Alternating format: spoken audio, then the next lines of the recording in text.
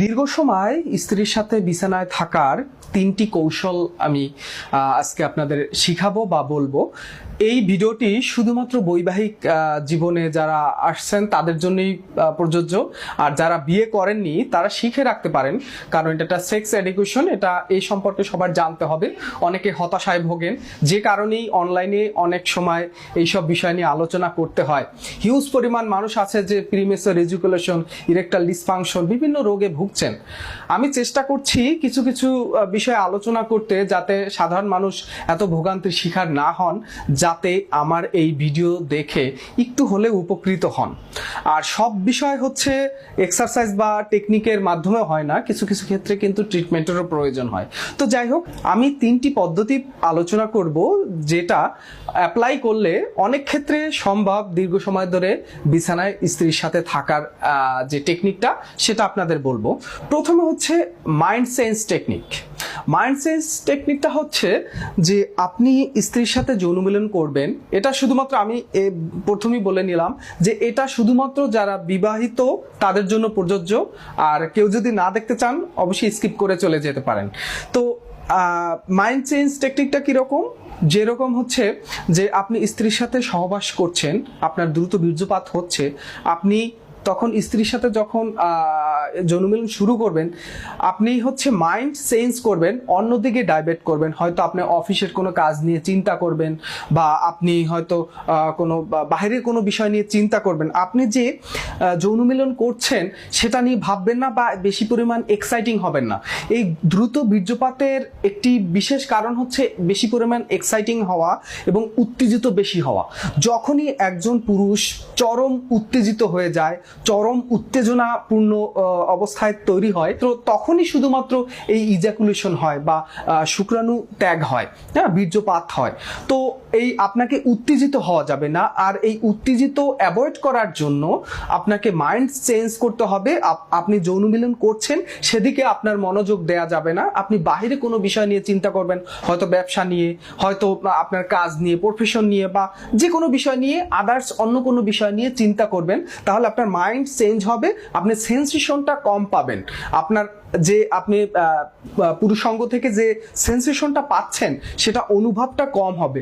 আর প্রথমেই বলে নিচ্ছি যে এটা যে প্রথম দিন অ্যাপ্লাই করলে যে আপনি সফল হবেন তা কিন্তু নয়, এটা কিন্তু একটা সাধনার ব্যাপার, দীর্ঘদিন প্র্যাকটিস করতে হয়।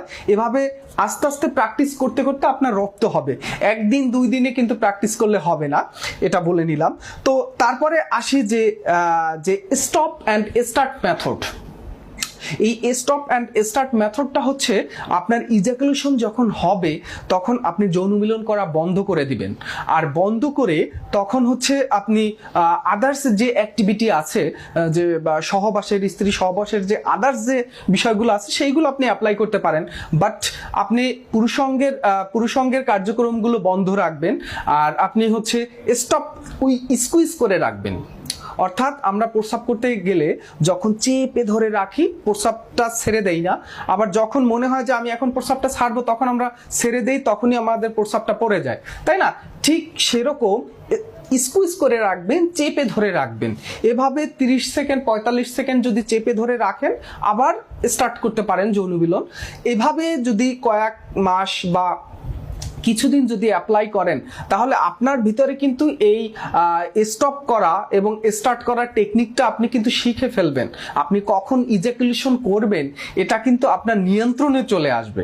হ্যাঁ, তো এটা কিন্তু 1-2 দিন বা 1 সপ্তাহ প্র্যাকটিস করলে হয় না, এটা সেই আগের মতোই। এটা কিন্তু অনেক দিন ধরে প্র্যাকটিস করতে হয়, রপ্ত করতে হয়। হুট করে কিন্তু আপনি অ্যাডপ্ট করতে পারবেন না বা শিখে ফেলতে পারবেন না, বা আপনার আয়ত্তে চলে আসবে না। এটাকে কিছুটা সাধনা করতে হবে।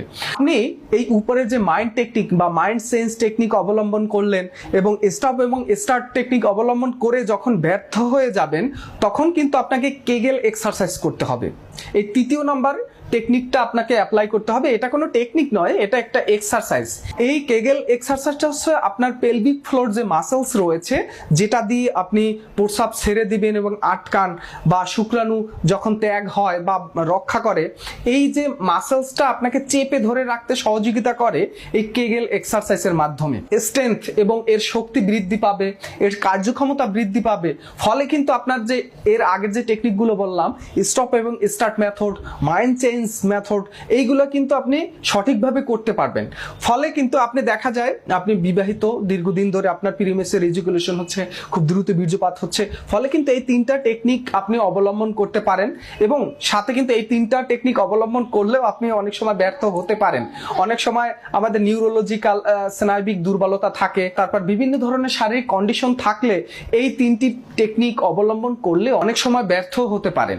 তো সেক্ষেত্রে আমাদের কাছে অনেক পেশেন্ট আসার পরে আমরা এই টেকনিকগুলো শিখিয়ে দেই এবং শিখিয়ে দিলেও তারা অনেক সময় ব্যর্থ হয়ে যায়। ফলে দেখা যায় এর কারণ কিন্তু অন্য যে আদার যে শারীরিক কন্ডিশন আছে, তার দেখা যায় বিভিন্ন ধরনের দেহের শারীরিক রোগ থাকতে পারে, অনেক সময় কিন্তু তার পুষ্টিহীনতা থাকতে পারে, অনেক সময় স্নায়বিক দুর্বলতা থাকতে পারে।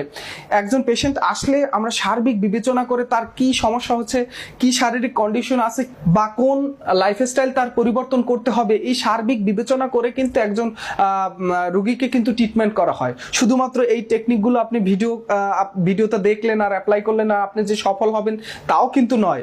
অনেক সময় অনেক রোগের কারণে কিন্তু এই টেকনিকগুলো কাজ করে না। তো সেক্ষেত্রে আপনারা কনসাল্ট নিতে পারেন, আমার সাথে সরাসরি দেখা করতে পারেন। আমি হচ্ছে মিরপুর 10 কাজীপাড়াতে হোমিওপ্যাথিক ফাউন্ডেশন হাসপাতালে বসি।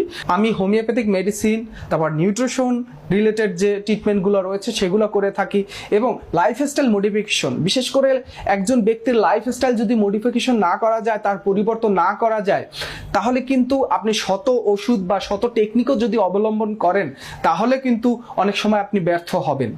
তাই আপনারা আমার সাথে সরাসরি দেখা করতে পারেন, না হয় ভিডিও কলে ট্রিটমেন্ট নিতে পারেন।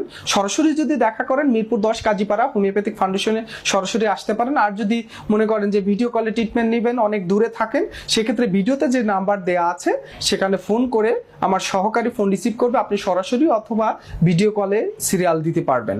তো প্রিয় দর্শক, আপনারা ভালো থাকবেন। প্রতিদিন এরকম পুরুষের স্বাস্থ্য, নারীদের স্বাস্থ্য বিষয় নিয়ে আলোচনা করব। বিশেষ করে সেক্স এডুকেশন নিয়ে মানুষের ভিতরে অনেক ভুল ধারণা রয়েছে। এই ভুল ধারণাগুলো বের করে দেওয়া, এই ভুল ধারণার কারণে অনেক পেশেন্ট আছে, অনেক মানুষ আছে অপচিকিৎসার শরণাপন্ন হন, অপচিকিৎসার শিকার হন। তো এই থেকে রক্ষা যাতে আপনারা পেতে পারেন, সেই কারণে আমার ভিডিও করার মূল উদ্দেশ্য।